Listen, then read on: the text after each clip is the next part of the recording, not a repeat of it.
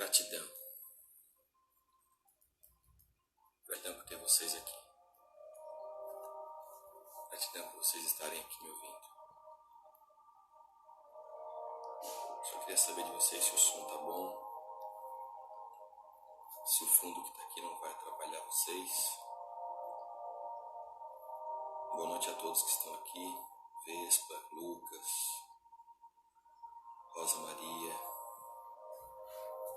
Anne, Amanda, Alexandra, minha esposa, Rê, Thaís, Jadna, Jaqueline e outros que entraram aqui. Vocês me ouvem bem? Só me dá um retorno para mim começar. Vocês estão me ouvindo bem?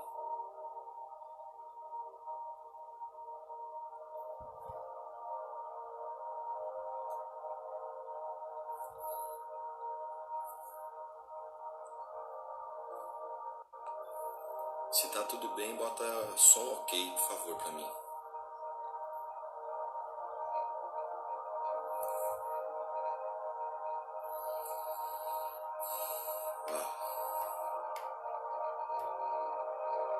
Vamos lá então.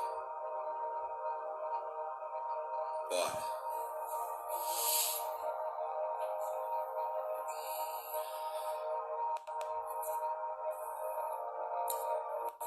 Gente, hoje eu tenho um convidado especial. Esse convidado se chama Anderson Cruz. Seu nome completo é Anderson Pereira da Cruz.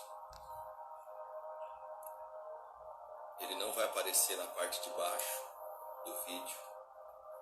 O vídeo vai ser só uma tela. O convidado sou eu mesmo.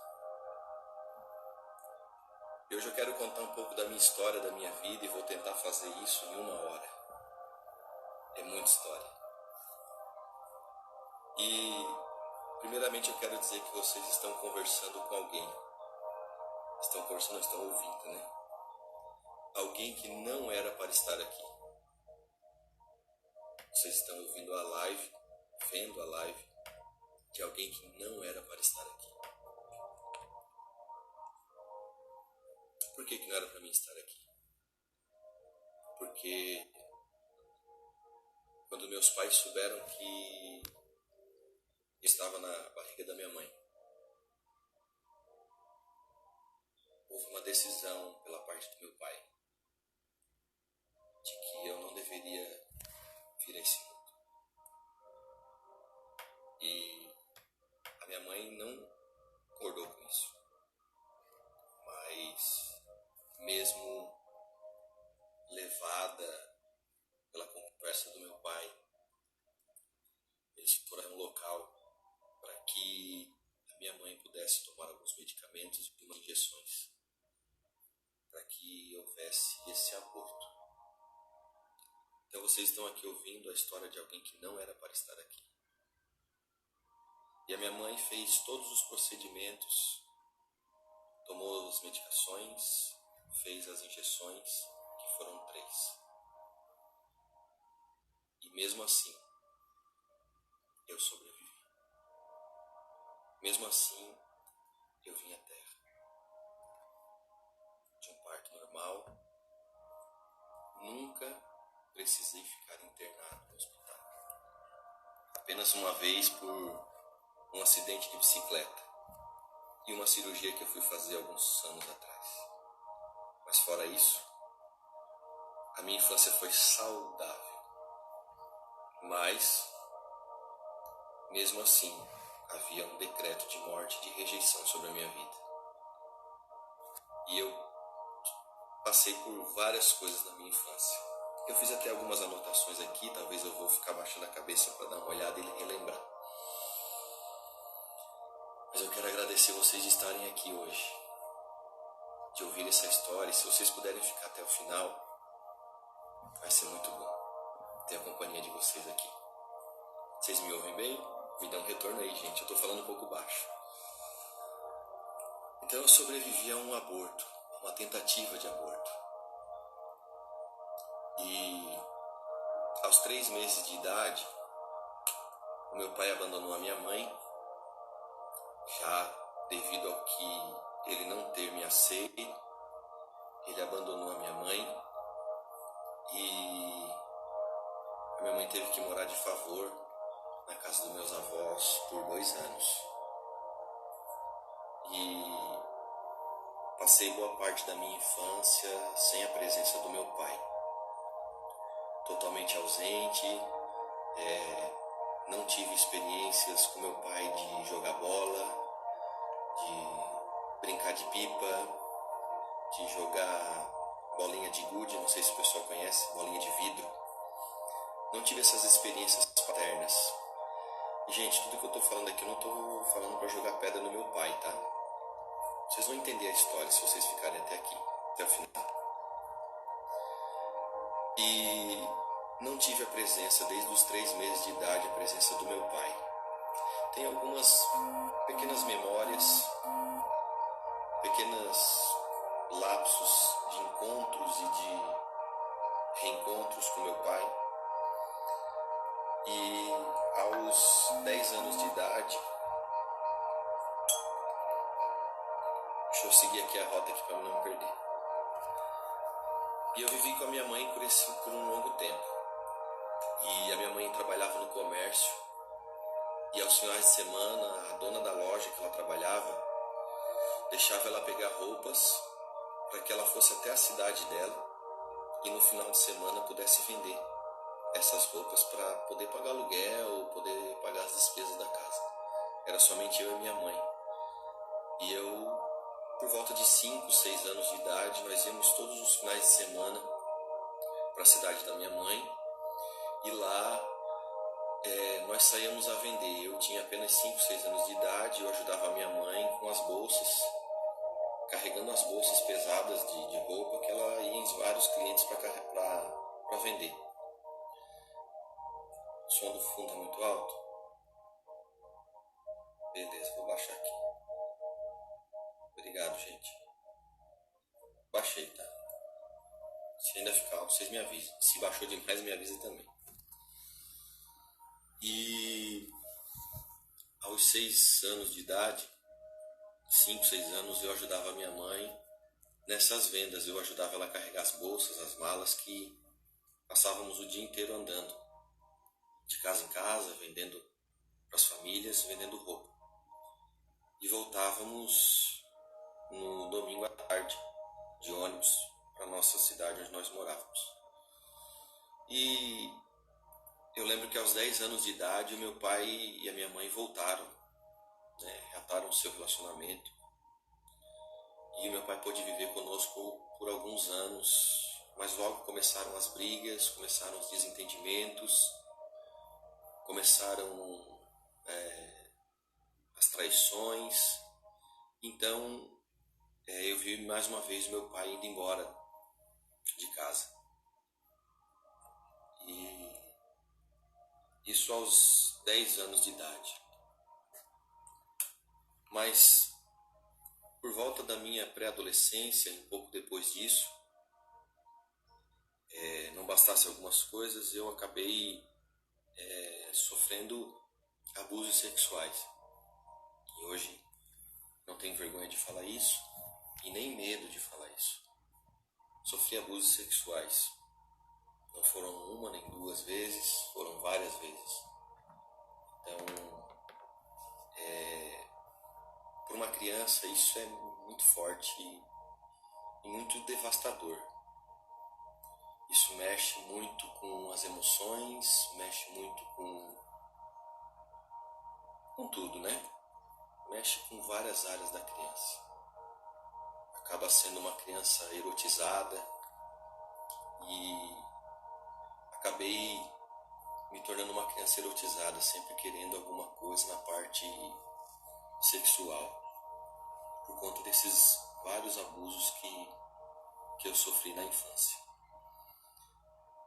Por volta dessa idade, foi por volta de 10 anos aí pra frente e na pré-adolescência aí, né? 11 anos, 10 anos, por aí. E passado algum tempo, eu aos 15 anos de idade, eu tinha muitas perguntas. Eu tinha muito desejo de saber como era a vida após a morte. O que acontecia com a gente após a morte? Era um desejo muito grande que eu tinha na minha vida, de saber como era depois da vida. E com essas perguntas eu acabei conhecendo pessoas e que me levaram a uma igreja, e eu acabei entrando nessa igreja e não sei o que você pensa, eu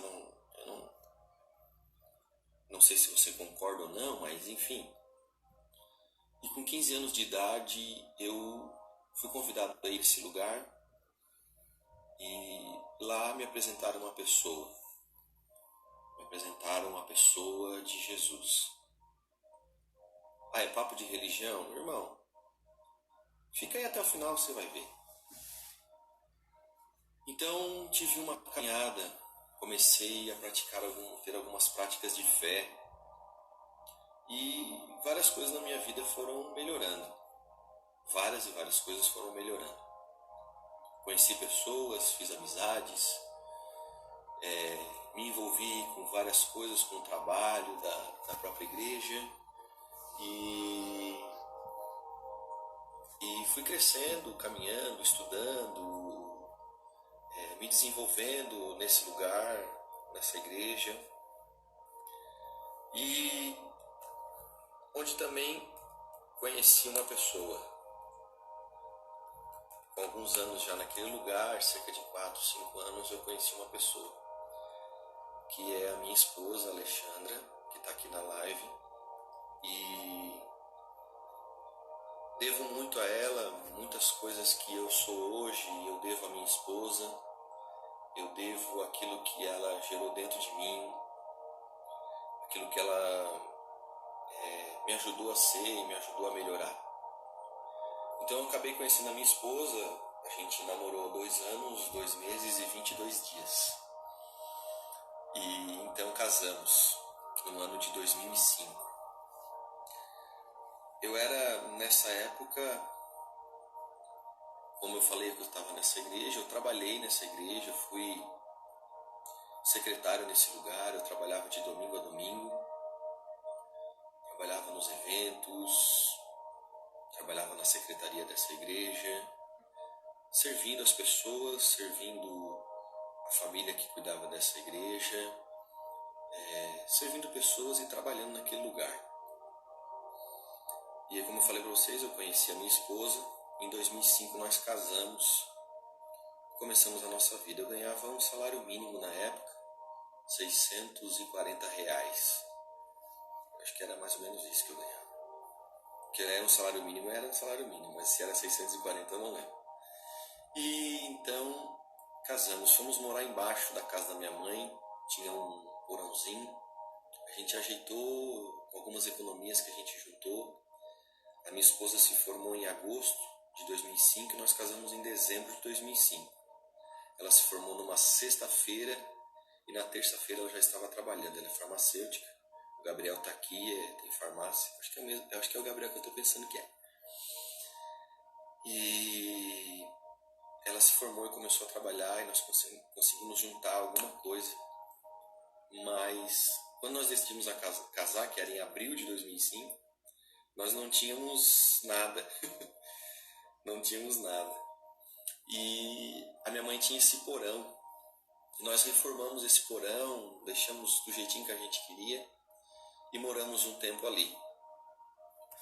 E depois nós resolvemos empreender. Apareceu uma oportunidade de um negócio. Tocamos esse negócio por alguns anos e infelizmente a gente quebrou. A gente não teve sabedoria, entendimento, apoio para administrar, né? Acho que a gente tem que assumir os erros. Mas enfim. Então, já em 2009, nós resolvemos, ali por volta de 2008, 2009, nós resolvemos a engravidar. Queríamos ter filhos. A minha esposa sempre quis ter 5 filhos. Hoje ela não tem mais esse pensamento, não. E 2009, 2008 a gente resolveu ter filhos. Então caímos na prática, né? E a minha esposa já bem empolgada, bem alegre, já saiu logo em seguida comprando algumas roupinhas, e tanto de menino quanto de menina, comprou uma banheira, enfim, nós tínhamos umas 3, 4 gavetas cheias de roupas, cobertorzinho, toalhinha de boca e uma banheira. E nós tentando ter filhos. Ô Brunão, bem-vindo, querido. Tentando ter filhos, e nada. E achávamos que ela que tinha problema.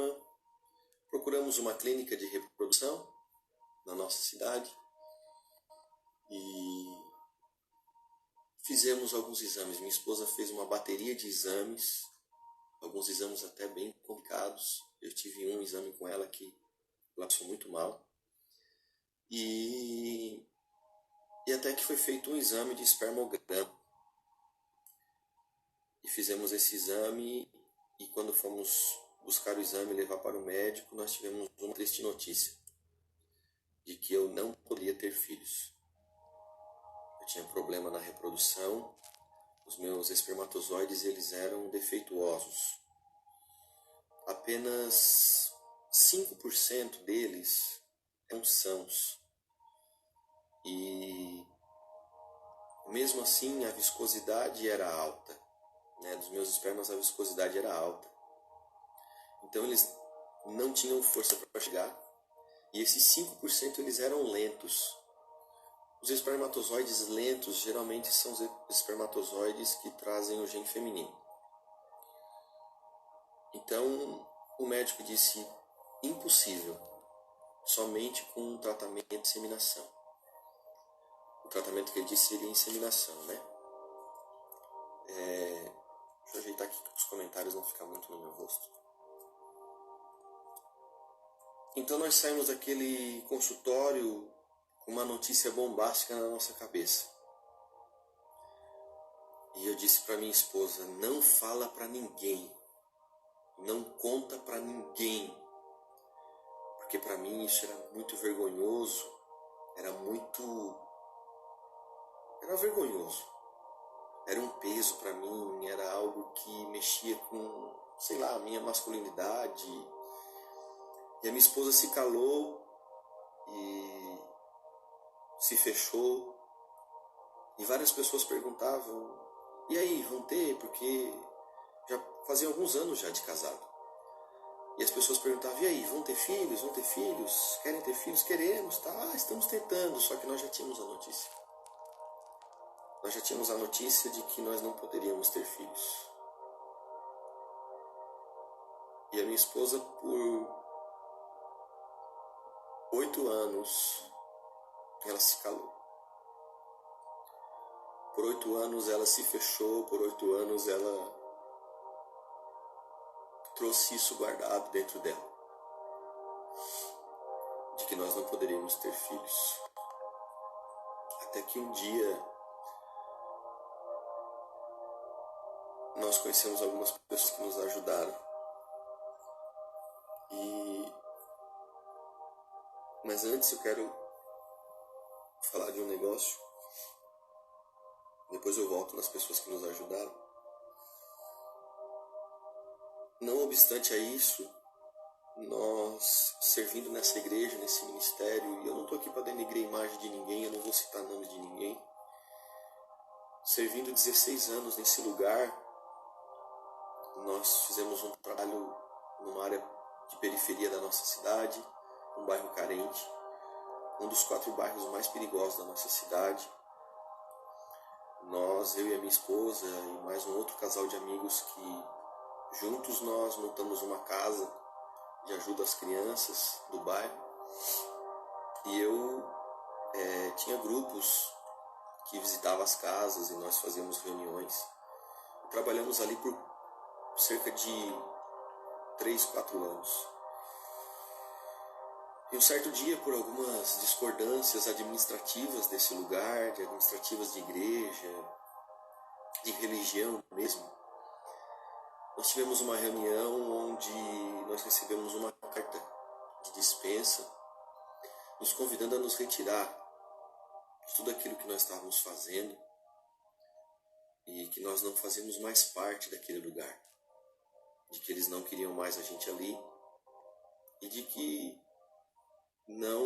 nós não contássemos mais com eles. E aí nós fomos convidados a nos retirar. Eu brinco com o pessoal que eu fui expulso da igreja, né? Eu fui expulso desse lugar. E eu e a minha esposa continuamos aquele trabalho junto com as crianças, junto com aquela pequena comunidade, aquela pequena igreja na periferia. E nós fomos atrás de ajuda para que nós pudéssemos ter suporte, apoio. E chegando na casa de um casal que nós fomos atrás, nós sentamos para almoçar e nesse primeiro almoço, quando nós nos encontramos, nesse primeiro almoço, ao sentar nessa mesa, a esposa desse casal faz uma pergunta para minha esposa, perguntando: vocês têm filhos? Aí nós dissemos: não temos filhos. E pretendem ter filhos? Sim. Mas vocês não têm filhos por quê? De tanto tempo de casado, por que vocês não têm filhos? E aí veio a trava, né? Aquele bloqueio com problema na infertilidade, a vergonha. E aí eu falei que a minha esposa contaria para ela o porquê. E a minha esposa disse: não, eu não vou contar. Você conta para ele, que foi o casal de pastores que nos ajudou. Conta para ele o porquê.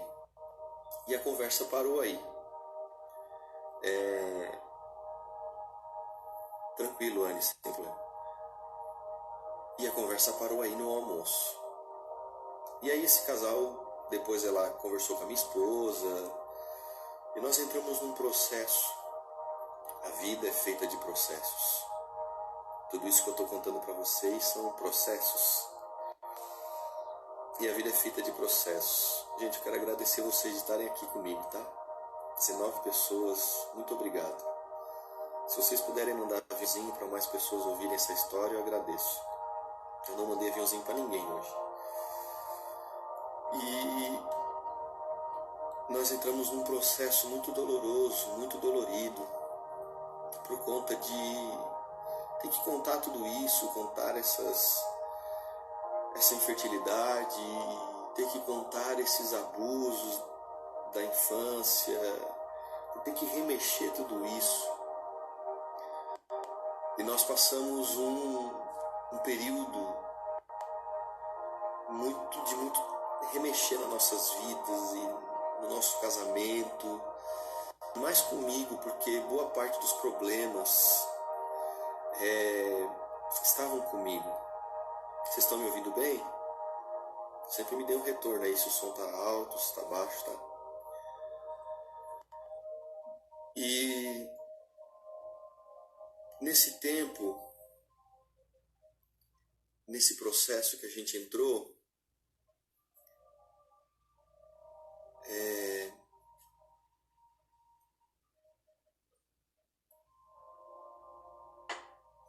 nesse processo que a gente entrou, que eu entrei, eu tive que ter algumas conversas com algumas pessoas. E uma dessas pessoas era o meu pai e era minha mãe. E quando eu converso com a minha mãe, então eu descubro que eles tiveram uma tentativa de aborto. E ela me contou toda essa história do aborto, como foi, como aconteceu, como eu contei para vocês no início. E eu tive também que ter uma conversa com meu pai, já sabendo dessa história, né? E aí nessa conversa com meu pai, eu pude pôr para fora os meus sentimentos, eu pude perdoá-lo, eu pude lavar os pés dele e abraçá-lo e me colocá-lo debaixo da sua paternidade como um filho. Fizemos uma oração juntos e ele pôde me receber debaixo da paternidade dele. Eu pude deixar a rejeição para trás. Aquilo que eu carregava comigo de rejeição. E o engraçado é que as pessoas me conheciam e depois que de algum tempo conversando comigo, passava-se algum tempo, as pessoas vinham falar comigo e dizer assim: Anderson, eu queria te pedir perdão, eu queria te pedir desculpa. Eu digo: por quê? O que eu fiz? Ou o que você fez? Não, eu te achava uma pessoa isso, eu te achava aquilo, eu não gostei de você quando você chegou, eu te achei isso, aquilo e aquilo outro. As pessoas vinham para mim e contavam, não era uma, duas, três, não. Isso era constante, as pessoas não gostarem de mim, elas virem depois falar comigo de não ter gostado de mim no início, na minha chegada. Ou seja, eu já trazia comigo essa rejeição, eu já trazia comigo essa morte. E nesse período com meu pai, eu pude abraçá-lo, eu pude beijá-lo, eu pude dizer que eu o amava. Eu pude perdoá-lo pela tentativa de não me deixar vir à terra. E eu quero dizer para vocês que eu amo meu pai. Que eu tenho um pai. Ele tem um nome. Eu vou preservar a identidade dele aqui. Eu amo meu pai. Ele tem defeitos, ele tem falhas. Ele tentou me matar, ele me rejeitou. Mas eu amo meu pai.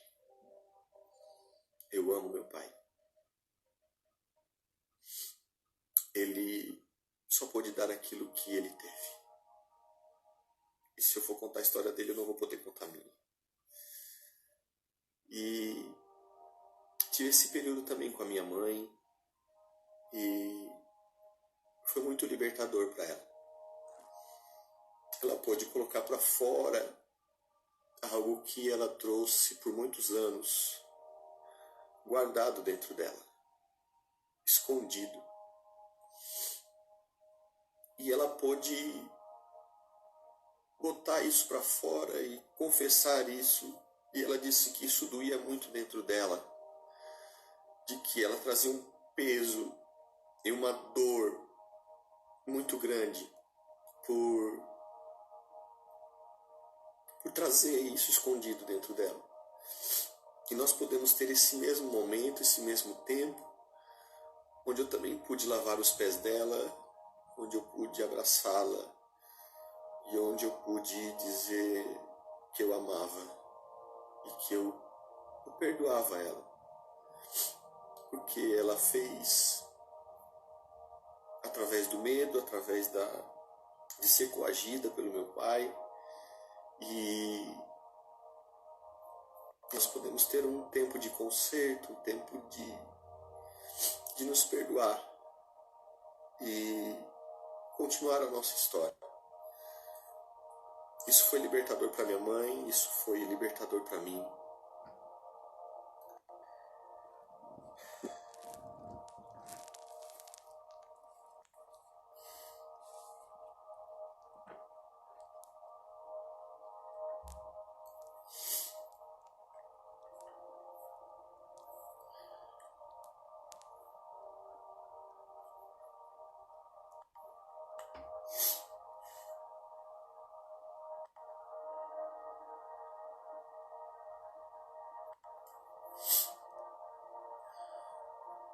E só depois desses processos, todos,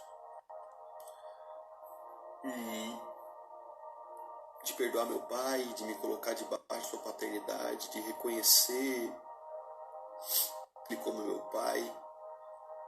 Eu pude reconhecer Deus como um pai, porque a minha visão era de um Deus avô, porque na minha infância a minha mãe saía para trabalhar às 6h30, 7 horas da manhã, nós saíamos a pé, ela passava na casa dos meus avós e me deixava lá o dia inteiro para poder trabalhar.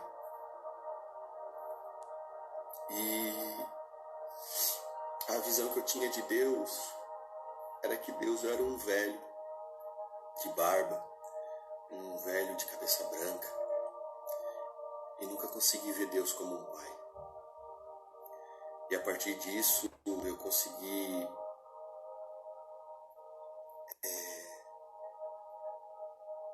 ver Deus como um pai.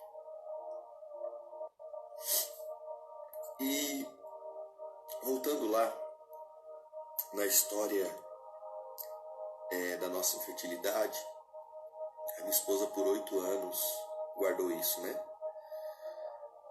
Mas em 2016 nós tivemos uma notícia de que agora nós não éramos mais 2, mas sim nós éramos 3. A minha esposa fez uma surpresa para mim e nós não fizemos tratamento nenhum. E a minha esposa fez uma surpresa, ela fez um teste de gravidez, estava grávida. Confirmou com um teste de sangue sem me contar nada. Fez uma surpresa para mim. E agora nós não éramos mais 2, nós éramos 3. A minha esposa estava grávida. Passamos a gravidez felizes, montando tudo, montando quarto, montando guarda-roupa, montando tudo. E até que enfim nós íamos poder usar as roupinhas que a gente comprou há mais de 8 anos atrás. E poder dar banho na banheira que ficou anos guardada na caixa. Nós entrávamos naquele quarto e sempre no canto tinha uma banheira dentro de uma caixa de papel. E muitas vezes eu olhei para aquela caixa e dizia para aquela banheira: quando que eu vou usar? Quando que eu vou poder usar essa banheira? Quando que eu vou ter alguém aqui para colocar nessa banheira? E agora nós éramos 3. E no dia 8 de novembro de 2016 nasce o nosso filho Lorenzo. Eu escolhi esse nome. Nós escolhemos esse nome. Nós tínhamos vários nomes e eu fui estudar o significado dos nomes que nós tínhamos. E quando eu estudei o nome Lorenzo, significa o coroado de louros ou vitorioso. Lorenzo é um vitorioso. Ele venceu os diagnósticos, ele venceu a medicina, ele venceu aquilo que estava decretado sobre nós. E outra informação interessante sobre o nome dele é que Lorenzo significa aquele que veio da cidade de Lorento, na Itália.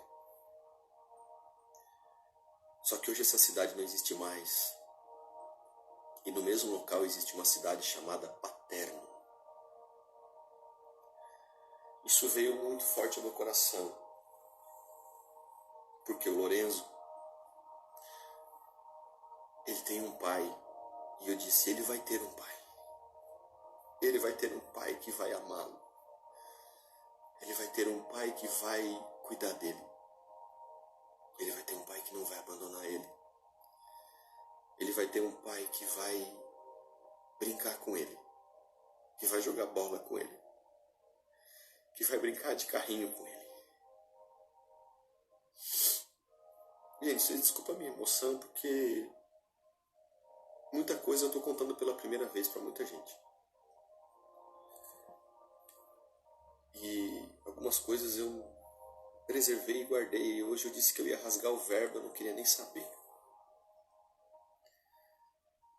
E o nosso filho nasceu saudável, perfeito, amado, aceito, aprovado, afirmado como um vitorioso, como um menino, uma criança, um bebê debaixo de uma paternidade, debaixo de uma paternidade terrena e debaixo de uma paternidade divina. Lorenzo, o coroado de louros, o vitorioso.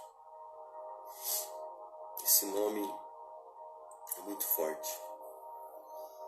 E isso foi uma alegria para nós. O Lorenzo é o nosso milagre. O Lorenzo é a prova viva de que Deus existe. O Lorenzo é a prova viva de que os teus planos, os meus planos, são frustrados, mas existe um Deus que pode fazer todas as coisas, muito mais do que pedimos, pensamos ou imaginamos. E eu tenho uma família feliz, alegre, perfeita. Eu tenho uma frase comigo que é: eu tenho uma família perfeita, perfeitamente comum, vivendo o extraordinário dia a dia. Eu tenho uma família perfeita, perfeitamente comum. E por muitos anos, a minha esposa, mesmo com esse casamento, mesmo com o Lorenzo,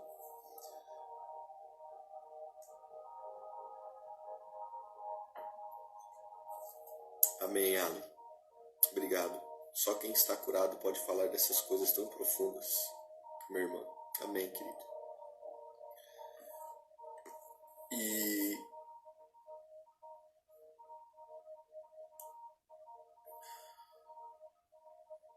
minha esposa sofreu muito tempo, porque eu não me posicionava na minha casa. Eu era o verdadeiro banana. Não assumia as minhas responsabilidades, não assumia os meus compromissos. E a minha esposa teve que muitas vezes tomar a frente e teve que fazer, senão nós passaríamos por muitas dificuldades como passamos. Nós tivemos ordem de despejo, nós tivemos luz cortada, nós tivemos falência da nossa empresa, nós tivemos a falência da nossa igreja, que nós acabamos fechando depois. E no ano passado, por um acaso, eu não estou aqui exaltando homens, tá? E o ano passado eu conheci na internet uma pessoa.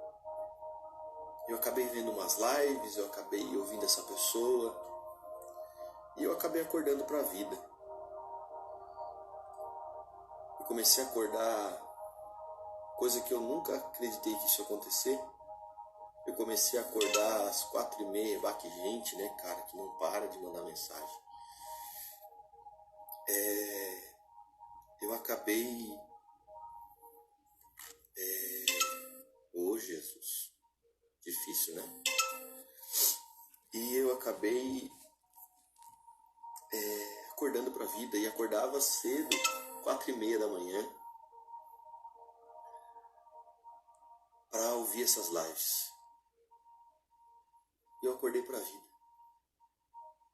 Comecei a me posicionar como um homem. Saí da bananice. Comecei a me posicionar. A me posicionar como um homem. Como varão. Comecei a fazer atividade física pela manhã. E comecei a dizer para minha esposa que nós íamos ter uma vida diferente. Que eu não ia ser mais a mesma pessoa. Que eu não ia ser mais um idiota, um banana, um tapado, que deixava tudo nas costas dela. E tem sido assim. Tem sido uma vida diferente. Uma vida nova, de um novo homem que acordou para a vida, que começou a ser homem de verdade. Eu louvo a Deus pela vida desse homem. Não estou exaltando ele aqui não. Ele não precisa e nem merece. Toda a honra, toda a glória a Jesus, que foi a pessoa que me salvou lá naquele ventre, que permitiu que eu chegasse até aqui. Eu só devo honras e glória a essa pessoa, ao Senhor Jesus, que lá, naquele ventre, pôde me salvar e impedir que a morte me tragasse, impedir que a morte me levasse. Ele me deu vida naquele lugar, naquele ventre. Ele me deu vida. Por mais que os decretos eram de morte, alguém disse: ele vai viver. E eu creio, e ninguém vai tirar isso da minha cabeça. E você, se quiser achar que é papo de religioso, tô nem aí porque eu não sou religioso. Mas alguém disse lá no céu: ele vai viver.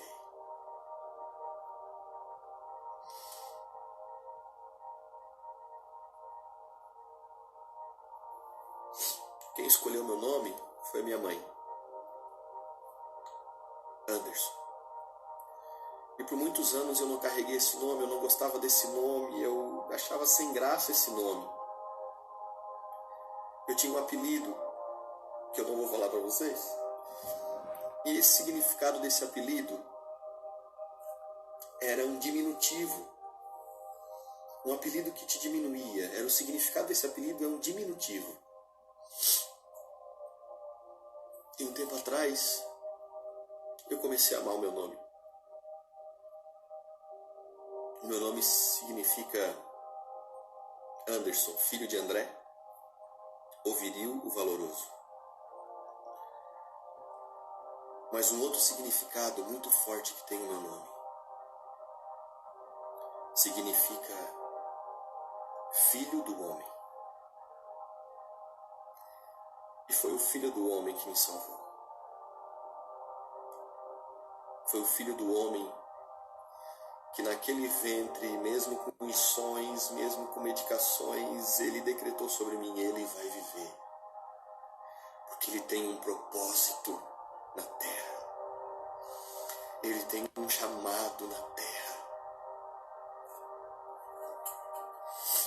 Ele tem um chamado na terra. E depois comecei a ouvir esse cara às 4h59 da manhã. Ô, gente, pelo amor de Deus, para de me mandar mensagem. Depois que eu comecei a ouvir esse cara às 4h59, eu pude entender e clarificar ainda mais o meu propósito. Entender a minha identidade ainda mais, mesmo sabendo que eu era filho de Deus. Eu pude entender que eu sou imagem e semelhança do Criador. e de que o Senhor Jesus, na cruz do Calvário, me deu a herança de filho e me tornei herdeiro e co-herdeiro com Cristo nas regiões celestiais.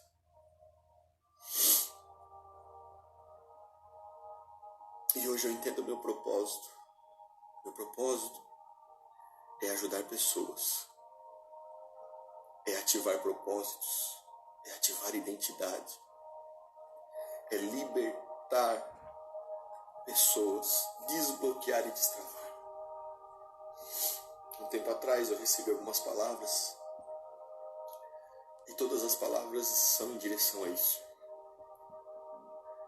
De que uma espada muito grande Deus estava me dando, e essa espada era uma espada de libertação.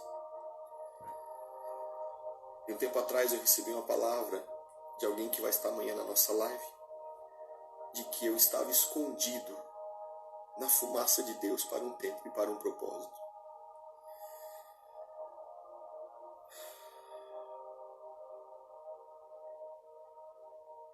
E hoje eu entendo que eu estou nessa terra para ativar pessoas, ativar propósitos, ativar identidade e trazer a identidade de filhos e filhas para todo aquele que não conhece a sua identidade. Eu quero dizer para você que está aqui comigo que você é filho e que você é filha e de que pouco importa a sua história, Ele tem um propósito para a sua vida. Ele tem um propósito para você. Ele tem um chamado para a sua vida. E eu estou aqui contando a minha história na Maratona da Família. Eu deixei um dia especial para mim. E eu não quero aqui honra e glória para mim não, irmãos. Mas eu entendo, e eu falei isso desde as primeiras lives da Maratona da Família, de que as suas cicatrizes, as minhas cicatrizes, elas geram cura, restauração na vida das pessoas. A sua história pode mudar a vida de alguém. A sua história pode transformar a vida de alguém. A sua história pode tocar alguém. Eu não conheço a sua história. Hoje você está conhecendo um pouco da minha história.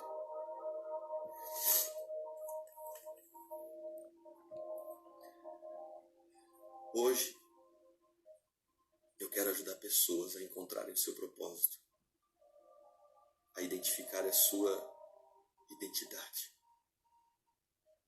e explodirem na terra, viverem tudo aquilo que Deus tem, porque já está preparado para você. Já está preparado para você.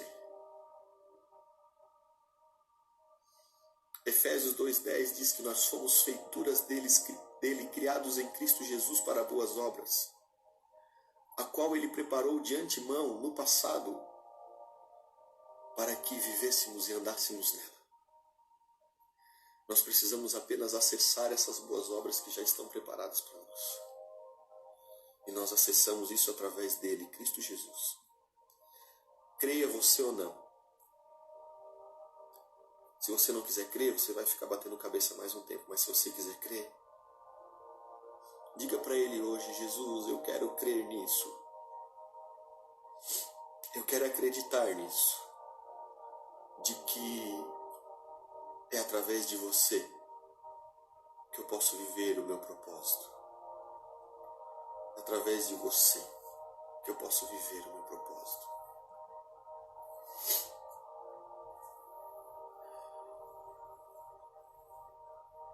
E hoje eu quero dizer algo para você. Eu teria muito mais coisa para falar, mas daqui a pouco a live acaba. Eu quero agradecer desde já a presença de vocês aqui. Eu quero dizer e deixar uma palavra para você. E é tão forte essa palavra que eu estava pensando em falar isso, que eu vou ler agora para vocês. E eu pedi para uma irmã, uma amiga do meu coração que mora na Itália, que ela fizesse uma oração por mim, por essa live. Ela mora na Itália e ela fez oração e logo em seguida ela me mandou uma mensagem. Eu estava orando aqui e me veio uma palavra ao coração. Gálatas 5:1, que era justamente a palavra que eu ia ler. Eu digo muito obrigado. Obrigado, filho. Obrigado porque essa palavra eu já ia ler. E essa palavra é para mim, essa palavra é para você. Foi para a liberdade que Cristo nos libertou. Portanto, permanecei firmes e não vos sujeiteis outra vez a um jugo de escravidão. Não deixe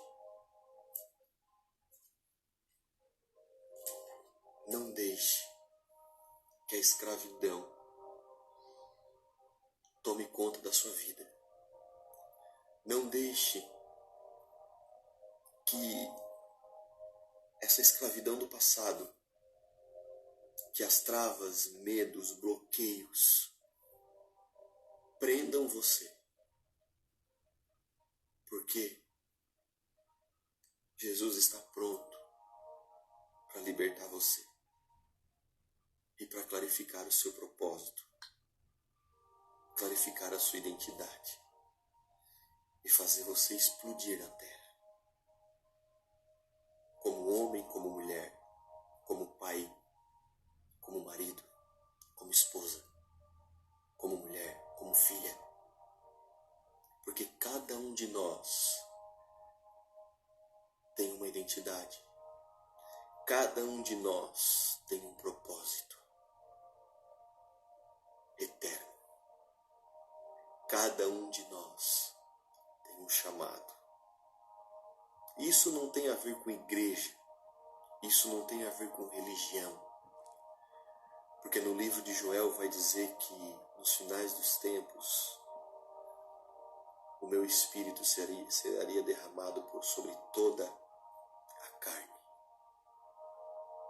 E o Espírito de Deus está aí para que você viva e conheça os propósitos de Deus na sua vida. Viva e conheça os propósitos de Deus na sua vida. Nada, absolutamente nada venha te parar. Mesmo que sobre a sua vida tenha um decreto de morte, como tinha sobre a minha vida. Esse decreto de morte era tão forte sobre a minha vida, só para vocês entenderem, que naqueles processos que eu passei, que eu contei para vocês aqui,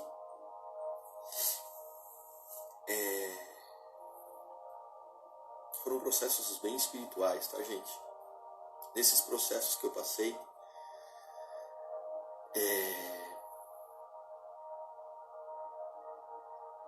me foi dito que como que um morto vai gerar? Morto não gera. Ou seja, eu tinha um decreto de morte sobre a minha vida. Alguém declarou sobre mim a morte. Esse alguém foi meu pai. E debaixo dessa palavra havia um decreto que me impedia de ser um gerador de vida. Mas a partir do momento que eu pude trazer o conserto, que eu pude me consertar com meu pai, que eu pude me colocar como filho, quando eu pude perdoá-lo e aceitar a sua paternidade, algo foi liberado nos céus, como que um decreto de vida, e só após isso eu comecei a gerar. E fui curado da infertilidade, porque Eu tenho um filho de 3 anos. Lindo. Se vocês quiserem conhecer ele, está no meu feed. Lá no meu feed eu postei semana passada algumas fotos. E tem um pouquinho dessas histórias também. Nós estamos caminhando para o fim. Mas só contar mais um fato para vocês. E está lá no meu feed também. Um dia eu estava lavando roupa. E escutei um barulho, um estouro dentro de casa, uma porta que se bateu. E eu corri, voei até o quarto do meu filho. Quando eu cheguei lá, eu tentei abrir a porta e não consegui abrir a porta. E só uma gretinha pequenininha eu abri e consegui espiar. O meu filho estava embaixo de um quadro que tinha atrás da porta. Esse quadro caiu sobre ele e estilhaçou todos os vidros. Todo o vidro estilhaçou sobre o meu filho. A imagem que eu tinha, que eu achei que eu ia encontrar, era do meu filho todo ensanguentado. Mas quando eu consegui abrir a porta, levantar aquele quadro, eu peguei meu filho nos braços, desesperado. Corri para a sala e nenhum arranhão. Nenhum arranhão. Tinha lascas de vidro, navalhas de vidro, que espatifou sobre o meu filho. E nenhum arranhão, eu não estou mentindo, nenhum arranhão. Nem galo fez na cabeça dele. Ele apenas chorou do susto. Mais uma vez, um milagre na minha casa. Quero deixar aqui nesses minutos e dizer para vocês que milagres existem. E você é prova de um milagre. Você é a prova de um milagre. Não importa sua mãe, seu pai, o que fizeram com você, se te abusaram na infância. Eu fui abusado na infância, gente. Eu fui abusado na infância. Eu sei que tem mulheres aqui, eu sei que tem homens aqui que foram abusados na sua infância e carregam isso até hoje. Eu quero dizer, largue isso. Deixe isso para trás. Ressignifique e viva livre. Você é livre para viver os propósitos de Deus, para viver o propósito que há sobre a sua vida. Você é um milagre. Eu sou um milagre. Gente, vai acabar a live. Muito obrigado por você estar aqui.